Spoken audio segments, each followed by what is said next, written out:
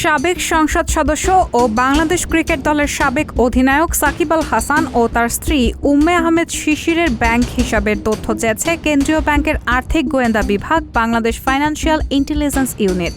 আজ বুধবার বিএফআইইউ দেশের ব্যাংক ও আর্থিক প্রতিষ্ঠানের কাছে এই সংক্রান্ত নির্দেশনা পাঠিয়েছে।